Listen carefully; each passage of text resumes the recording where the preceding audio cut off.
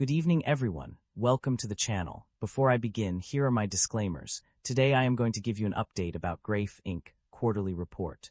Greif Inc. offers a diverse range of industrial packaging products and services worldwide. The company operates in four main segments: customized polymer solutions, durable metal solutions, sustainable fiber solutions, and integrated solutions. The customized polymer solutions segment produces plastic drums, rigid intermediate bulk containers, and small plastics for various industries such as chemicals, food and beverage, agricultural, pharmaceutical, and mineral products. In contrast, the durable metal solutions segment offers metal-based packaging products including steel drums for industries like chemicals, petroleum, agriculture, and paints and coatings. The sustainable fiber solutions segment provides fiber-based packaging products comprising fiber drums, uncoated recycled board, coated recycled board, tubes and cores, and specialty partitions made from uncoated recycled board and coated recycled board. The integrated solutions segment offers complementary packaging products such as paints, linings, and closure systems for industrial packaging products. In addition to these segments, Greif Inc.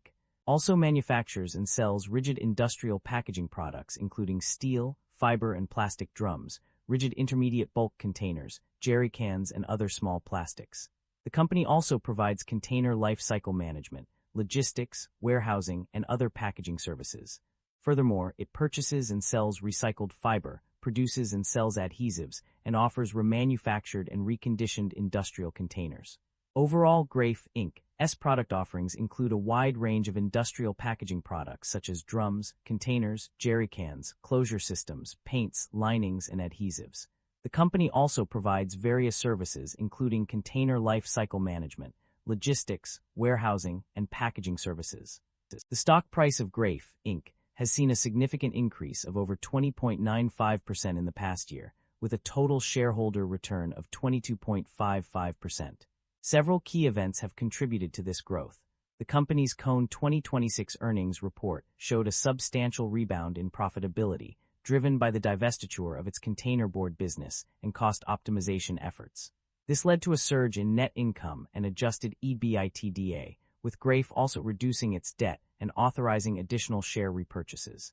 The sale of its Timberlands business in October 2025 was another strategic move that likely boosted investor confidence. Furthermore, the company's decision to raise its Q2 2025 earnings guidance demonstrated its ability to adapt to changing market conditions and improve its financial performance. These positive developments have created a sense of momentum around Greif's stock, with investors responding favorably to the company's efforts to optimize its portfolio and drive growth. As a result, the stock price has seen significant gains in recent months, reflecting the company's progress towards achieving its goals. Greif Inc. maintains a market capitalization of $4 billion, broadly in line with the industry peer group. Greif Inc. trades at a higher price-to-earnings ratio of 30 times and a lower price-to-book ratio of 1.12 times relative within the industry. But when we look at the broader industry, much for its peers are also priced fairly or higher. This indicates an overall sector-level optimism, suggesting that investors are already valuing the industry with a forward premium for the industry, leaving limited opportunity to uncover undervalued stocks. The leverage on the balance sheet appears elevated, with liabilities of 66% of total assets. This raises some concern, and we should examine the industry and nature of the business to determine whether they justify the elevated leverage. Average liabilities have increased consistently as the company expands. Importantly, both assets and shareholder equity have grown at least 20% faster than liabilities, indicating that the business is expanding substantially and generating value after covering its obligations. Shareholder equity has grown consistently, but operating income growth is weak or inconsistent. Equity expansion may be driven by financing activities rather than core business profitability. The company has consistently reduced its share count, while revenue and equity have grown, indicating disciplined buybacks that enhance long-term per-share value. The company have a dividend yield of 3.05%. The income statement shows that the company have been growing its revenue annually, but the operating income have not been increasing. This shows that the business is under pressure with rising cost. The primary drivers of revenue growth or decline can be identified through a review of the company's financial performance. On the growth side, the United States market has been a significant contributor, with net sales increasing by 127.7% in Europe, Middle East, and Africa. Additionally, customized polymer solutions and innovative closure solutions have seen increases in revenue, with plus 3.5% and plus 2.8%, respectively. Sustainable fiber solutions has also been a driver of growth, with sales growth in North America across various industries. The segment's revenue has increased by $217.4 million due to the Sodera divestiture. In contrast, durable metal solutions is not a driver of growth but rather decline.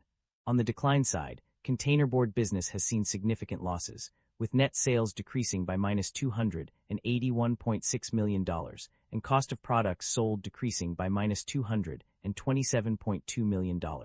The Asia-Pacific and other segment has also experienced a 52.6% decrease in net sales. Europe, Middle East, and Africa has seen a net sales decline of minus 43.8%. Sustainable fiber solutions has declined by 33%, while durable metal solutions has seen a slight decline of minus 0.4%.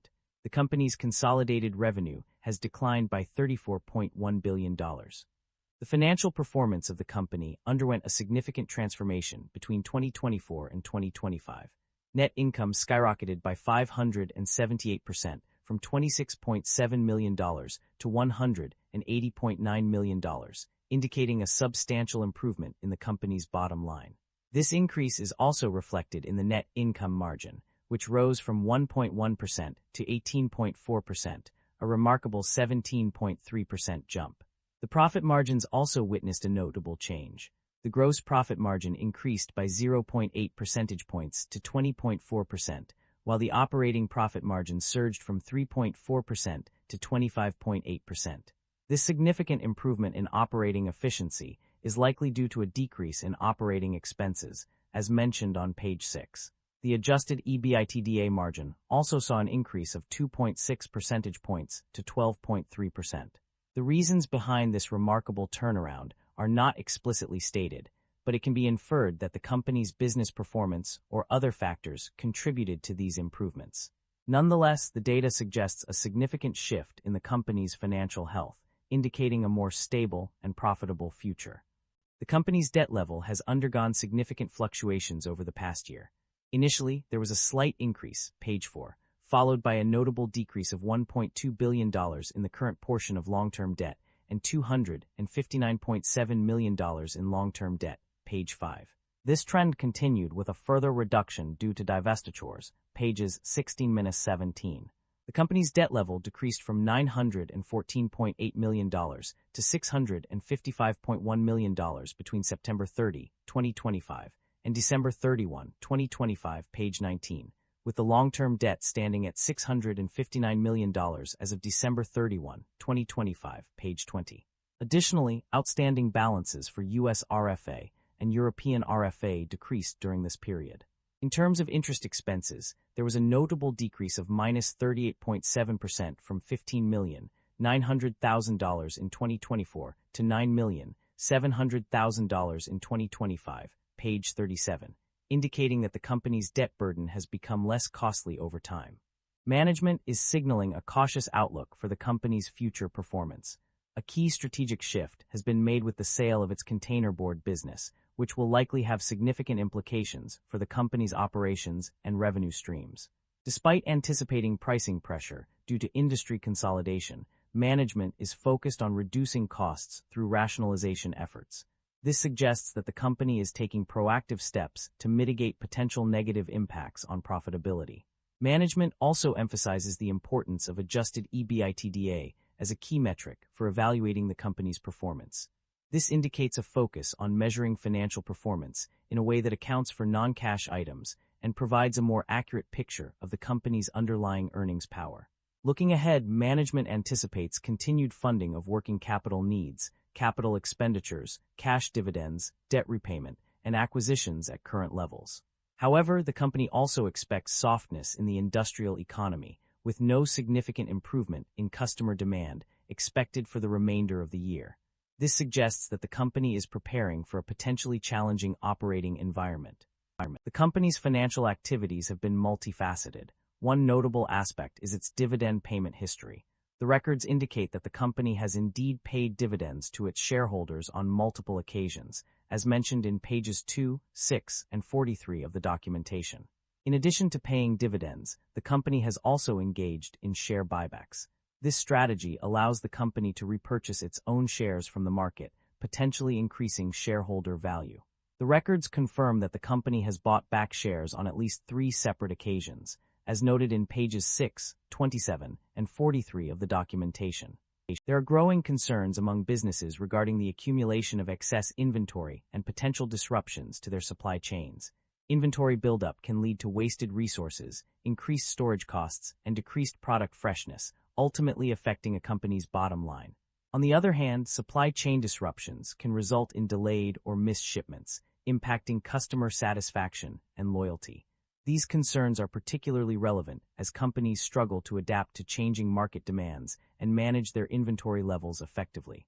The risk of inventory buildup and supply chain disruptions is further exacerbated by factors such as overproduction, inefficient logistics, and unforeseen events like natural disasters or global pandemics. As a result, businesses must prioritize strategies that promote efficient inventory management and resilient supply chains to mitigate these risks and maintain competitiveness in the market. That concludes the financial summary for Greif, Inc. Feel free to comment below, and I will be happy to answer them when possible.